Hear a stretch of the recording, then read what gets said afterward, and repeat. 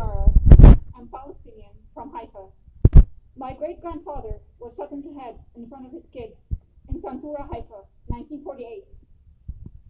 One of his kids is my grandfather, who was 10 years old at the time and had to take refuge in Syria for a period of time which was not meant to exceed 15 days until the war was over. It's been 75 years now. My grandfather passed away a few years ago, but we're still waiting for these 15 days to end. Today, as we gather here, it is imperative to shed light on the pressing war crimes committed by an occupation force, also known as Israel, that continues to change the lives of Palestinians. The suffering of Palestinians has not started on October 7th. Since 1937, the Israeli occupation has committed a series of massacres against Palestinians. The massacres started with the Jerusalem massacre on the 1st October 1937 and was followed by more than 16 massacres just before the Nakba, or the catastrophe. The occupation started the year of the Nakba in 1948 with the Jaffa massacre in Jaffa, or what was renamed by the Israeli occupation to Jaffa. This massacre was followed by around 60 others that are considered to be some of the ugliest and most barbaric massacres in modern history. Today, we're witnessing one of the latest massacres committed by an apartheid occupation against Gaza. What's happening in Palestine is not Israel's right to defend itself, but is occupying more land, building more settlements, and taking more Palestinian land, ethnic cleansing, and forcefully excavating 2 million plus Palestinians from their land, and the Israeli occupation has done for a decade. It's a scenario that keeps repeating.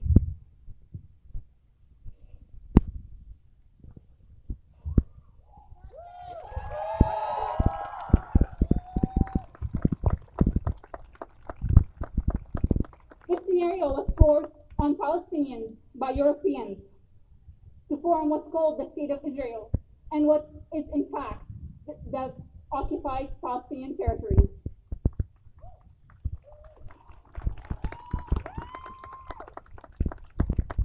There is so much anger inside all of us as we're seeing millions are dying in Palestine, not just now. It's a trend now, and I know that a lot of people are talking about it because it's a trend.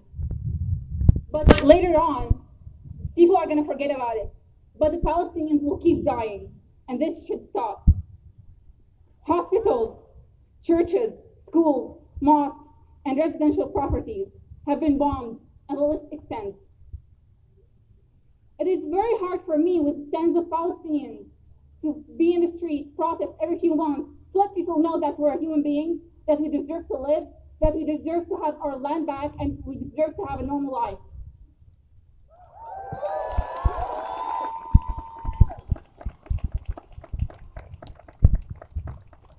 It is hard for us to face the occupiers that are coming from other countries, fully armed and backed with indefinite international funding and support, as the most powerful weapon to take our lives and our souls.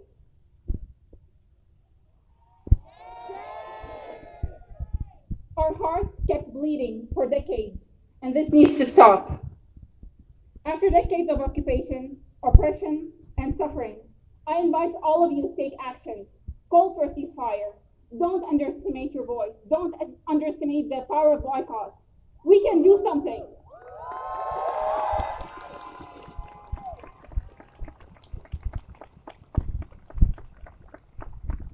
Please spread the word.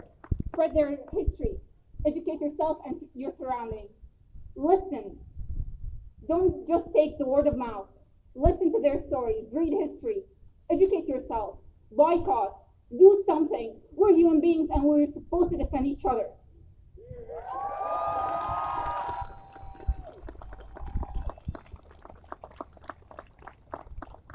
It is also time to correct the misused terms.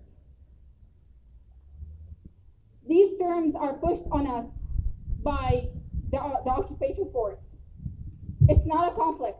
It's an occupation done by Zionists.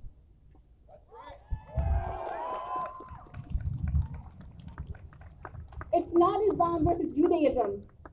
It's an occupation of the Palestinian land.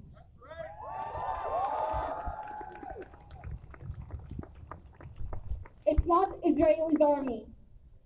It's an occupation force that is brutally taking someone else's land.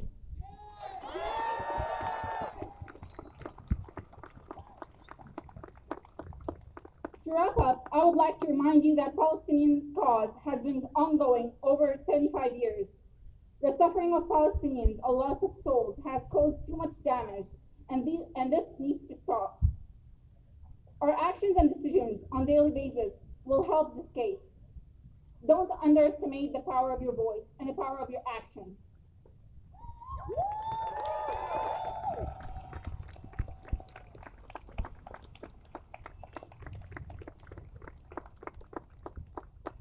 We can make a change and we can make a difference. And actually by doing all what I've mentioned, we might be able to provide safety and some hope to thousands of Palestinians that are resisting in Gaza now and in all of Palestine later.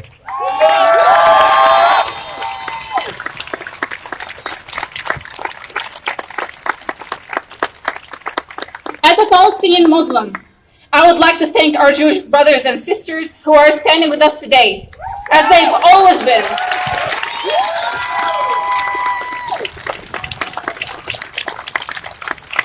To support the Palestinian cause and to not allow occupiers to use their name and the name of their religion to justify their war crimes.